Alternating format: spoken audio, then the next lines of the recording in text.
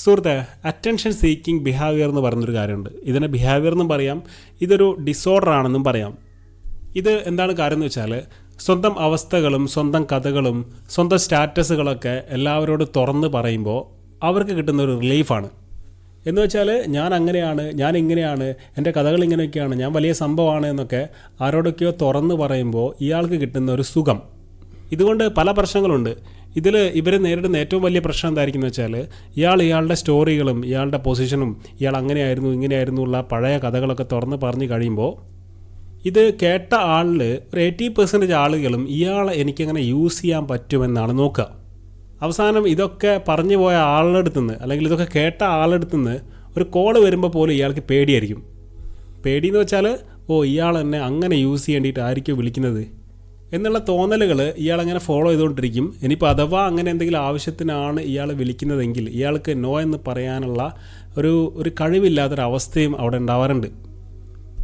എന്ന് വെച്ചാൽ ഈ വേലിയിൽ കിടക്കുന്ന പാമ്പിനെ എടുത്തിട്ട് തലയിൽ വെക്കാമെന്ന് പറയുന്നില്ലേ, ഏകദേശം അതൊക്കെ തന്നെ. അപ്പോൾ സൈക്കോളജി പരമായിട്ട് ഇത് ചില ആളുകളുടെ ഒരു ബിഹേവിയറാണ്, ചില ആളുകളുടെ ഒരു സ്വഭാവമായിട്ടും ചില ആളുകളുടെ മാനസികമായിട്ടുള്ള ഒരു വിഷമമായിട്ടും നമുക്കിതിനെ പറയാൻ പറ്റും. അതായത് ഒരു ഡിസോർഡർ എന്ന് പറയാം. ഇത് കൂടുതലായിട്ടും ആളുകളിൽ സംഭവിക്കാനുള്ള കാരണം ഇവരുടെ ബാക്ക്ഗ്രൗണ്ടിലേക്ക് പഠിക്കാൻ നോക്കിക്കഴിഞ്ഞാൽ ഇവർക്ക് ലൈഫിൽ എന്തൊക്കെയോ ചില കാര്യങ്ങൾ മിസ് ചെയ്ത് പോയിട്ടുണ്ടാവും. ചിലപ്പോൾ അച്ഛൻ്റെയോ അമ്മയോടൊക്കെ സ്നേഹം, ചിലപ്പോൾ കൂട്ടുകാരിൽ നിന്നുള്ള അവഗണന, അല്ലെങ്കിൽ എന്തെങ്കിലുമൊക്കെ ചില രോഗങ്ങളൊക്കെ ഇയാൾക്ക് വന്നിട്ട് ആളുകളെ മൈൻഡ് ചെയ്യാതിരിക്കുന്ന ചില അവസ്ഥകൾ, ഇതൊക്കെയുള്ളൊരു കുട്ടിക്കാലം ഇയാളിലൂടെ കടന്നു പോയ സമയത്ത് ഇയാൾക്ക് ആകെ ആളുകളിൽ നിന്ന് ഒരു അറ്റൻഷൻ കിട്ടാൻ വേണ്ടിയിട്ടുള്ള ചില കഴിവുകൾ മാത്രം ഇയാളുണ്ടായിരുന്നു. ഒന്നുകിൽ ആ കഴിവുകളിലൂടെ ഇയാളുടെ അറ്റൻഷൻ ആളുകളിലേക്ക് എത്തിക്കാൻ നോക്കി, ചിലപ്പോൾ അതിൻ്റെ കൂടെ തന്നെ ഇയാളുടെ സംസാരം കൊണ്ട് ചിലപ്പോൾ ഇയാൾ ആളുകളെ കയ്യിലെടുക്കാൻ നോക്കി.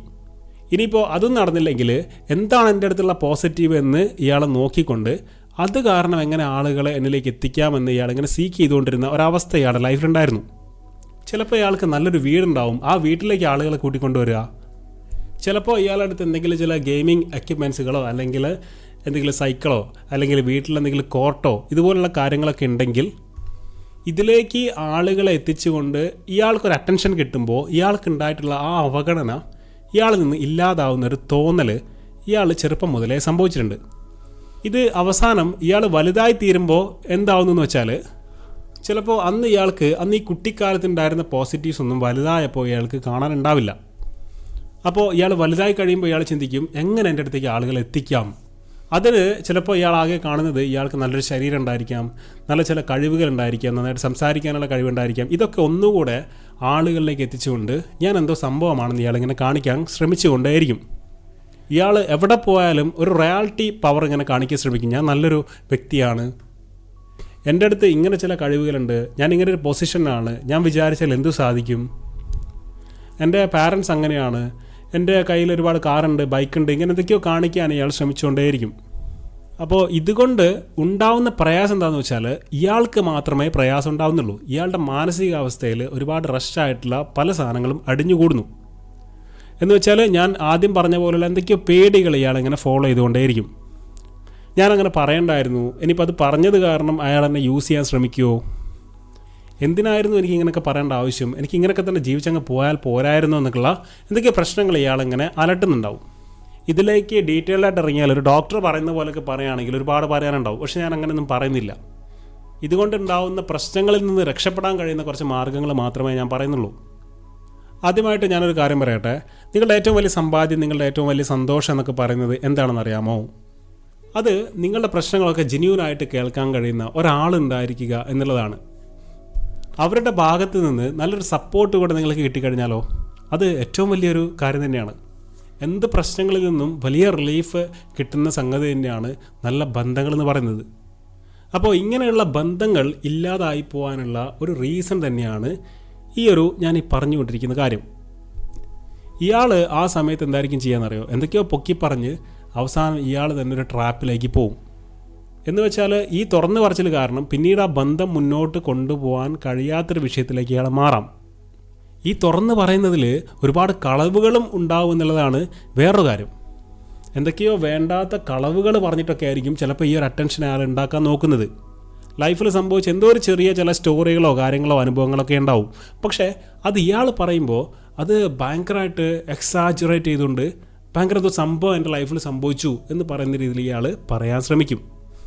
അങ്ങനെ പറയുമ്പോൾ ഇയാൾക്ക് കിട്ടുന്നൊരു സുഖം, ഇയാളുടെ ഉള്ളിൽ സംഭവിക്കുന്ന ഒരു റിലീഫ് എന്താണെന്ന് വെച്ചാൽ അറ്റൻഷൻ സീക്കിംഗ് ആണ്.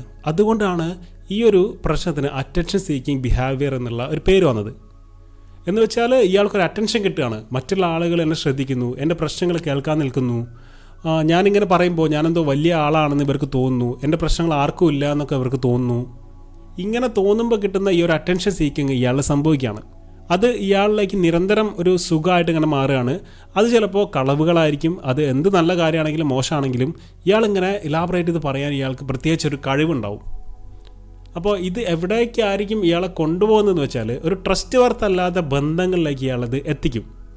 അവസാനം ഇയാൾക്ക് തന്നെ തോന്നും, ഞാൻ എന്തിനായിരുന്നു ഇങ്ങനെയൊക്കെ പറഞ്ഞത്, എനിക്ക് നല്ല രീതിയിൽ അങ്ങ് ജീവിച്ച് പോയാൽ പോരായിരുന്നു എന്നുള്ള എന്തൊക്കെയോ കുറ്റബോധങ്ങളൊക്കെ ഇയാളുടെ ഉള്ളിൽ ഇങ്ങനെ നിരന്തരം ഇയാളിങ്ങനെ വേട്ടയാടിക്കൊണ്ടേയിരിക്കും. അപ്പോൾ ഇതിൻ്റെയൊക്കെ കാരണം, ഈ പ്രശ്നങ്ങളുടെയൊക്കെ കാരണം ഇയാളുടെ ഈ ഒരു അറ്റൻഷൻ സീക്കിങ് ബിഹേവിയർ ഇയാൾ അറിയാതെ തന്നെ ഇയാളേക്ക് കടന്നുകൂടി എന്ന് പറയുന്ന ഒരവസ്ഥയാണ്. ഇത് മാറ്റിയെടുക്കാൻ നിങ്ങൾക്കിങ്ങനെ ഒരു പ്രശ്നം ഉണ്ടെന്ന് തോന്നുകയാണെങ്കിൽ നിങ്ങൾ തന്നെ വിചാരിക്കണം. സപ്പോർട്ട് ചെയ്യാൻ കഴിയുന്ന നല്ലൊരു ഫ്രണ്ടോ നല്ലൊരു പാർട്ട്ണറോ ഒക്കെ ഉണ്ടെങ്കിൽ അവരോട് തുറന്ന് പറയുക, എനിക്കിങ്ങനെ ഒരു പ്രശ്നം തോന്നുന്നുണ്ട്, ഞാൻ എന്തൊക്കെയോ ഇങ്ങനെ പറഞ്ഞുകൊണ്ടിരിക്കും, എന്നെ വലിയ സംഭവമാക്കി ഞാനിങ്ങനെ പറഞ്ഞുകൊണ്ടിരിക്കും, സോ നിങ്ങളതൊന്നും വലിയ കാര്യമാക്കരുത് എന്നൊക്കെ തുറന്ന് പറയാൻ കഴിയുന്ന നല്ലൊരു സുഹൃത്തുണ്ടെങ്കിൽ ഒരുപാട് മാറ്റം ഇയാളിലേക്ക് വരും. ഇനിയിപ്പോൾ ഇങ്ങനെ ഒരു സൊല്യൂഷൻ നിങ്ങൾക്ക് കിട്ടുന്നില്ലെങ്കിൽ നിങ്ങളുടെ അടുത്തുള്ള രണ്ടാമത്തെ സൊല്യൂഷൻ എന്ന് പറഞ്ഞാൽ, നിങ്ങൾ പുതുതായി കാണുന്ന ആളുകളോടൊന്നും നിങ്ങളുടെ ചരിത്രം മുഴുവൻ പറയാതിരിക്കുക എന്നുള്ളത് മാത്രമാണ്. പുതുതായി കാണുന്ന ആളുകൾ എന്ന് പറഞ്ഞാൽ അത് പുതിയൊരു ഫ്രണ്ടോ അങ്ങനെ മാത്രമൊന്നുമല്ല. ചിലപ്പോൾ നിങ്ങൾ കല്യാണം കഴിക്കാൻ പോകുന്ന ഒരാളാണെങ്കിൽ പോലും നിങ്ങൾക്ക് ഇങ്ങനെ ഒരു പ്രശ്നം ഉണ്ടെന്ന് തോന്നുകയാണെങ്കിൽ നിങ്ങളുടെ എല്ലാ കാര്യങ്ങളും അവരോട് ഇങ്ങനെ തുറന്ന് പറയാതിരിക്കാം. ഇതൊക്കെ പറയേണ്ടി വന്നാൽ ചിലപ്പോൾ അവസാനം അതിലുള്ള ചില പോയിന്റുകൾ വെച്ച് അയാൾ തന്നെ നിങ്ങളെ മിസ്യൂസ് ചെയ്യാൻ നോക്കും, നിങ്ങളെ മെൻ്റലി ഹറാസ് ചെയ്യാൻ നോക്കിക്കൊണ്ടിരിക്കും. എന്തായാലും ഇങ്ങനൊരു കാര്യം ഈ ലോകത്തുണ്ട് എന്ന് നിങ്ങൾ അറിയിക്കാൻ വേണ്ടി ഞാൻ ചെറിയൊരു വീഡിയോ ചെയ്തു എന്നേ ഉള്ളൂ. ഇത്തരക്കാരുടെ വേറൊരു പ്രശ്നം എന്തായിരിക്കും അറിയോ, ഇവർ എത്ര കൗൺസിലേഴ്സിൻ്റെ അടുത്ത് പോയാലും ഇതിനെപ്പറ്റി അറിയാത്ത ഒരാളടുത്താണ് ഇയാൾ പോകുന്നതെങ്കിൽ ഇവർക്കൊരു സൊല്യൂഷൻ കിട്ടില്ല. ഇതിനെപ്പറ്റി അറിയുന്നൊരു കൗൺസിലർ ആണെങ്കിൽ ഇത് പറഞ്ഞു കൊടുക്കാനും നിൽക്കില്ല. കാരണം അയാളിങ്ങനെ കേട്ടുകൊണ്ടിരുന്നാൽ മാത്രം മതി, അവരുടെ പ്രശ്നങ്ങളും അവരുടെ ബാക്ക്ഗ്രൗണ്ടും അവരുടെ സംഭവ സ്റ്റോറികളൊക്കെ അയാളിങ്ങനെ കേട്ടുകൊണ്ടിരുന്നാൽ മാത്രം മതി. അതോടുകൂടി ഈ വ്യക്തിക്ക് ആ റിലീഫ് കിട്ടുന്നുണ്ട്. അടുത്തത് ഇയാൾ എന്തായിരിക്കും ചെയ്യാൻ പോകുന്നത് വെച്ചാൽ ഇതിനേക്കാൾ നല്ല കൗൺസിലർ വേറെ എവിടെയെങ്കിലും ഉണ്ടോ എന്ന് പോയിട്ട് അയാളെടുത്തും കൂടി ഈ പ്രശ്നങ്ങൾ ഇങ്ങനെ പറയാൻ നിൽക്കും. അപ്പോൾ ഇവരുടെ ഈ പ്രശ്നങ്ങൾ എവിടെ നിന്ന് തുടങ്ങിയെന്ന് ചോദിച്ചു കഴിഞ്ഞാൽ അത് ചെറുപ്പം മുതലേയുള്ള ഈ ഒരു അറ്റൻഷൻ സീക്കിംഗ് എന്ന് പറയുന്ന, ആരൊക്കെയാണ് ശ്രദ്ധിക്കണം എന്ന് പറയുന്ന ചില നിങ്ങളുടേതായ ചില ഹാബിറ്റിൽ നിന്ന് തുടങ്ങിയ ഒരു കാര്യമാണത്. കുട്ടിക്കാലം മുതൽ നല്ല രീതിയിലുള്ള ഫ്രണ്ട്സൊന്നും ഇല്ലാത്ത അവസ്ഥകൾ, പുറത്തൊന്നും പോകാത്ത അവസ്ഥകൾ, ഞാൻ നേരത്തെ പറഞ്ഞതുപോലെ തന്നെ എന്തൊക്കെയോ ചില ഇറിറ്റേഷൻസ് ഇയാളിങ്ങനെ വല്ലാതെ ചെറുപ്പത്തിലേ ഇങ്ങനെ കംപ്രസ് ചെയ്തുകൊണ്ട് ഇങ്ങനെ വളർത്തിപ്പോയ ഒരു സിറ്റുവേഷനോട് ജീവിച്ച ഒരാൾക്ക് ഈ പ്രശ്നം ഉണ്ടാവാനുള്ള സാധ്യത കൂടുതലാണ്. എന്തായാലും നിങ്ങൾക്ക് ഇങ്ങനെ ഒരു പ്രശ്നം ഉണ്ടെന്ന് തോന്നുകയാണെങ്കിൽ ഒന്നുകിൽ നിങ്ങൾ നല്ലൊരു കൗൺസിലർ അടുത്ത് പോയിട്ട് എൻ്റെ പ്രശ്നം ഇതാണെന്നുള്ളത് നിങ്ങൾ തുറന്ന് പറയാൻ നോക്കുക. അവർ ചിലപ്പോൾ നല്ലൊരു സൊല്യൂഷൻ നിങ്ങൾക്ക് തരും. അല്ലെങ്കിൽ എന്നെപ്പോലുള്ള ആളുകൾ ഈ കാര്യങ്ങളൊക്കെ പറയുമ്പോൾ ഇതായിരുന്നു എൻ്റെ മിസ്റ്റേക്ക് എന്ന് മനസ്സിലാക്കി ഇതെന്തുകൊണ്ട് എന്നിലേക്ക് സംഭവിച്ചു എന്നൊക്കെ അനലൈസ് ചെയ്യാൻ നിങ്ങൾ നോക്കുക. അതിനുശേഷം ഇനി അങ്ങോട്ടെങ്കിലും ഒരു മാറ്റത്തിന് ആവശ്യമായിട്ടുള്ള ചിന്തകളും സംസാരങ്ങളൊക്കെ നിങ്ങളിലേക്ക് കൊണ്ടുവരാൻ നിങ്ങൾ ശ്രമിക്കുക. ഞാൻ ഈ വീഡിയോ പറയുമ്പോൾ ചില ആൾക്കെങ്കിലും ഒരു വിഷമിക്കുന്ന രീതിയിൽ തോന്നിയിട്ടുണ്ടെങ്കിൽ ഐ എം വെരി സോറി. എല്ലാ ആളുകളും ഇങ്ങനെയുള്ള കാര്യങ്ങളൊന്നും തുറന്ന് പറയാറില്ല. കുറേ മുമ്പ് ഞാനിങ്ങനെ കൗൺസിലിങ്ങിൻ്റെ കാര്യത്തിലേക്കൊക്കെ ഇറങ്ങുമ്പോൾ ഇങ്ങനെയുള്ള പ്രശ്നങ്ങളുള്ള ആളുകളൊക്കെ പലരും എന്നെ സമീപിച്ചിട്ടുണ്ട്. ഇവരുടെ ബിഹേവിയർ മാറ്റാൻ ഇവർ തന്നെ ശ്രമിക്കണമെന്നുള്ള കുറേ കാര്യങ്ങൾ പറഞ്ഞു കൊടുക്കാൻ മാത്രമേ നമുക്ക് കഴിയൂ. അതിന് നിങ്ങൾ ചെയ്യേണ്ട ഒരു കാര്യം, ഒരു ക്ലോസ്ഡ് സർക്കിളിൽ നിൽക്കാതെ കുറച്ചുകൂടി ഒരു ഓപ്പണായിട്ട് നിങ്ങൾ ഇറങ്ങാൻ നോക്കുക. ഈ ലോകത്ത് പലതരം ആളുകളുണ്ട്, അവരുടെയൊക്കെ സ്വഭാവങ്ങൾ നിങ്ങൾ പഠിക്കാൻ നോക്കുക. വലിയ വലിയ ക്വാളിറ്റികളും കഴിവുകളും ഇഷ്ടം പോലെ ക്യാഷൊക്കെ കയ്യിലുണ്ടായിട്ടും ഒന്നും മിണ്ടാതെ ഇങ്ങനെ അജ്ഞാതമായിട്ടിരിക്കുന്ന ആളുകളൊക്കെ ഈ ലോകത്തുണ്ട്. ഓക്കെ, നമ്മളൊക്കെ നമ്മളുടെ കഴിവുകളിലൂടെ ഉണ്ടാക്കി കാണിച്ചു കൊടുക്കുകയാണ് ചെയ്യേണ്ടത്. സംസാരിച്ച് കാണിക്കാൻ എല്ലാവർക്കും കഴിയും, അതിന് പ്രത്യേകിച്ച് കഴിവൊന്നും വേണ്ട. എന്തായാലും നിങ്ങൾ ഒരുപാട് കൗൺസിലേഴ്സിൻ്റെ അടുത്തൊന്നും പോയിട്ട് ഒരുപാട് പൈസ കളയേണ്ട ആവശ്യമൊന്നുമില്ല. നിങ്ങൾക്ക് അവിടെ കിട്ടിക്കൊണ്ടിരിക്കുന്ന റിലീഫ് ഇതായിരുന്നു എന്ന് മനസ്സിലാക്കി കഴിഞ്ഞാൽ നിങ്ങൾ കുറച്ചൊക്കെ ഒന്ന് നിർത്തും. ശരിക്കും പറഞ്ഞാൽ നിങ്ങളുടെ ഉള്ളിൽ ശക്തമായിട്ടുള്ള ഒരു എനർജി ഇങ്ങനെ പുറത്തേക്ക് പോകാൻ വേണ്ടി ഇങ്ങനെ വിമ്പൽ കൊണ്ട് നിൽക്കുന്നുണ്ട്. അത്യാവശ്യം ഇൻ്റലിജൻ്റ് ആയിട്ടുള്ള, നന്നായിട്ട് പഠിക്കാനൊക്കെ അറിയുന്ന, ക്രിയേറ്റീവ് ആയിട്ടുള്ള ഒരാളായിരിക്കും നിങ്ങൾ ചിലപ്പോൾ, അല്ലേ? ചിന്തിച്ച് നോക്കുക. ചിലപ്പോൾ നിങ്ങൾക്ക് ഈ ലോകത്തിൻ്റെ സൈഡിൽ നിന്നുള്ള ആ ഒരു കൺസിഡറേഷൻ കിട്ടാത്തത് കൊണ്ടും ആയിരിക്കാം ഈ ഒരു ബിഹേവിയർ നിങ്ങളിലേക്ക് വന്ന് തുടങ്ങിയത്. ഈ രീതിയിൽ നിങ്ങളുടെ ഉള്ളിലുള്ള ആ ഒരു ശക്തമായിട്ടുള്ള എനർജിയെ പുറത്തേക്ക് കൊടുക്കാൻ പറ്റുന്ന നല്ലൊരു സോഴ്സ്, നല്ലൊരു സ്ഥലം നിങ്ങൾ കണ്ടെത്താൻ നോക്കുക. അത് ചിലപ്പോൾ ജിമ്മായിരിക്കും, പുതിയ ആക്ടിവിറ്റികളായിരിക്കും, ഒരുപാട് നല്ല ഫ്രണ്ട്സ് ആയിരിക്കും. അതിലേക്കൊക്കെ നിങ്ങൾ ഇറങ്ങാൻ നോക്കുക. ഇങ്ങനെയൊക്കെ ഇറങ്ങുന്നത് കാരണം വലിയൊരു റിലീഫ് നിങ്ങളിലേക്ക് സംഭവിക്കും. ഇങ്ങനെയുള്ള പല പ്രശ്നങ്ങളിൽ നിന്നും നിങ്ങൾക്ക് രക്ഷപ്പെടാനും കഴിയും. എന്തായാലും ഇനിയെങ്കിലും പുതിയ ആളുകളെയൊക്കെ നിങ്ങൾ മീറ്റ് ചെയ്യുമ്പോൾ ഈ ഒരു ബിഹേവിയർ ഒന്ന് മാറ്റി വെച്ചിട്ട് വളരെ ജെന്യൂനായിട്ട് നിങ്ങൾ അവരോട് ഇടപെട്ട് നോക്കുക.